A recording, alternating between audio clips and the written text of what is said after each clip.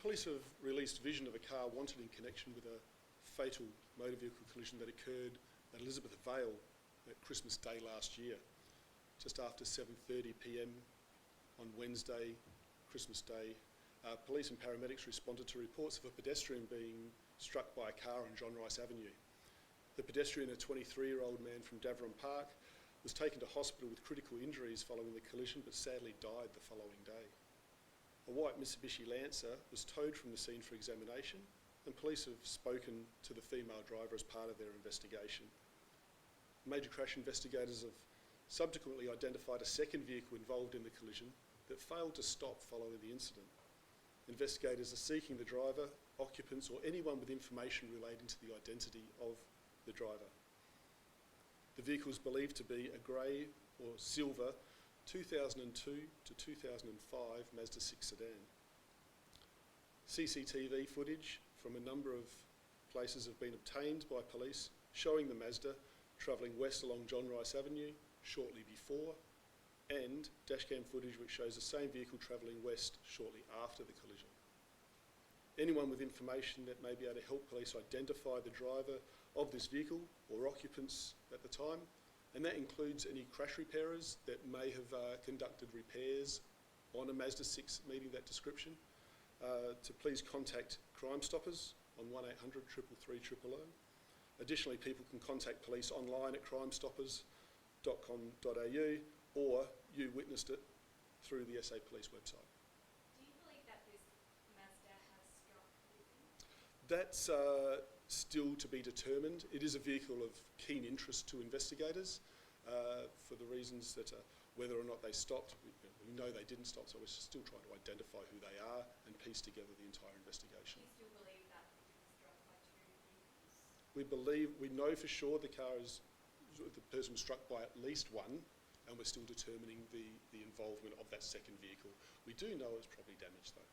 What result did you find out from the lady who the car told? Did she hit the pedestrian? The lady that, yes, she did, yes. So has any charges been laid there? That's still to be determined. Can you please talk us through your initial appeal was for a dark-coloured Holden? What came of that car?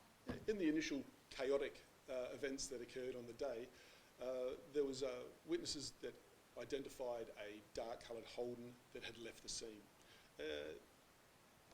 Upon subsequent investigation, we determined that vehicle had actually stopped.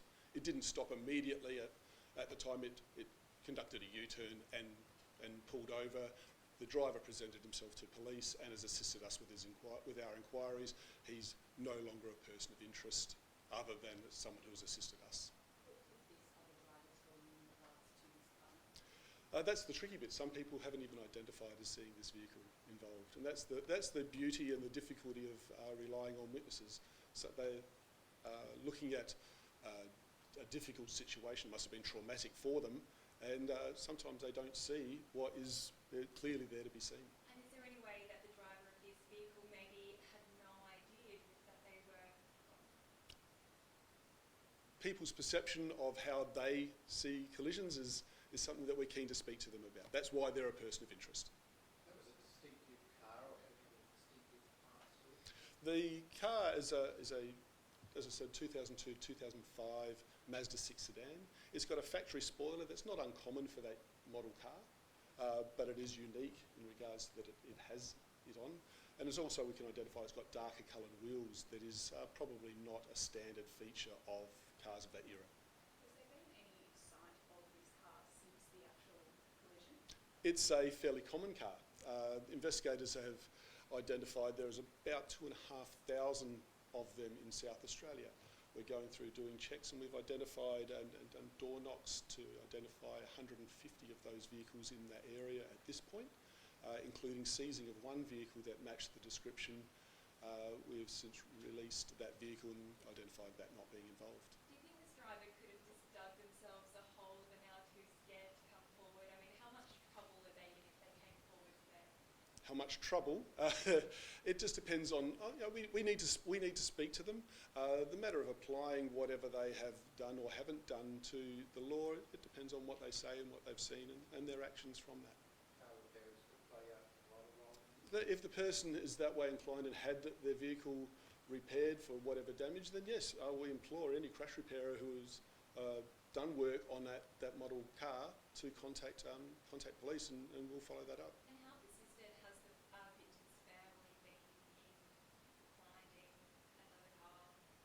Persistence, probably not a fair word. They are keen. They're as keen as we are to try and locate all persons involved in this collision. They would like answers, they demand answers, and that's fair enough to find out all the details of how their loved one died. Do you think that he could still be alive if his car had stopped? No. What makes you think that that car has damage if you're not sure that it hit the pedestrian? Do you know where that damage might have come from? The vehicle is likely to have some damage, whether that damage is as a result of hitting the pedestrian or hitting another vehicle.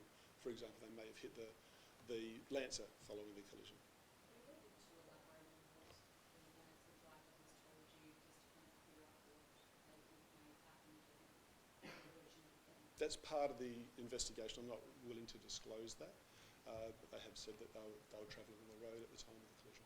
Last one for everybody. Is there details in terms of that driver's age and obviously they're a female and the age of that driver? I'm not willing to disclose that. Being from Major Crash, can we ask you about a 29-year-old man who's appearing in court today who's been slapped with over 90 driving offences that he's accrued over 3 months on his motorbike? I mean, how idiotic is that? That's what, 30 a month? That's the first I've heard of it. Major Crash were involved in investigations of serious injury or fatal collisions. I don't believe from what you just said that man was involved in any of that. Whether he's a potential, that's something I'm keen, and I'll obviously keep an eye on and hope the courts do what they need. All good, everyone? Yes. Thanks, Dave. All right, thank you. Thank you.